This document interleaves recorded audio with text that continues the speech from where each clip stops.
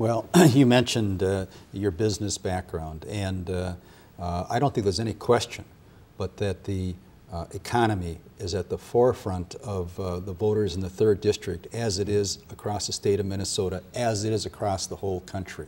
What do you think you as a congressman could hope to accomplish in the area of reviving the Minnesota 3rd Congressional District, even the U.S. economy? Well, first off, you're absolutely right. We've got to get this country moving again. It's been stalled, and part of the reason it's been stalled is because Congress refuses to take action. And we need people in there who are going to be willing to work. But I view it in a kind of a multi-stage program. First, right now in Minnesota, we've got over 1,000 bridges that are below standards. And God forbid we have another collapse like we had with I-35.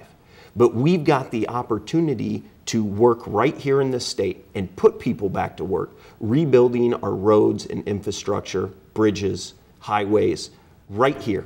At historical low interest rates. Yes, at historical low interest rates. And coming from the business world, when interest rates are low, that's a good time to invest. But we're not doing that. And right now should be the time that we're doing that, and we can put a lot of people back to work. In the long run... That seems fairly obvious to the likes of me that putting that kind of money into the economy would once stimulate the economy, but would also be exceedingly good for business going forward. You're absolutely right. It's pretty much a common sense solution. And the fact that we haven't seen any traction on it is absolutely deplorable in my mind. So what are we going to do, in your estimation, to address the very real decline of the middle class, both across the country and here in particular in the 3rd Congressional District? Well, you know, it's real important that we address the middle class, because the far right has been pushing for a long time that if we give tax breaks to these large corporations, then they're just, or the job creators, if you will, they're just going to hand out jobs. And that's a falsehood. What does this country need more than anything from a business perspective? We need customers.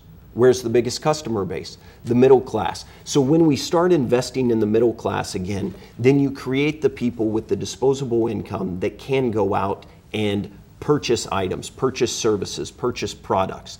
That in turn drives businesses, which allows them to go out and hire again.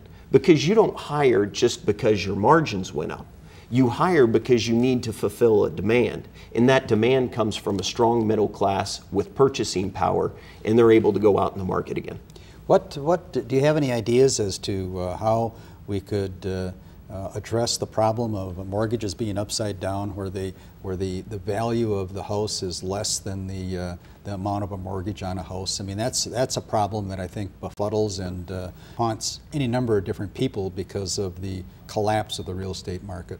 It's something that we definitely need to address. When you look at the real estate market and how a lot of these people are upside down in their homes, it's a terrible thing.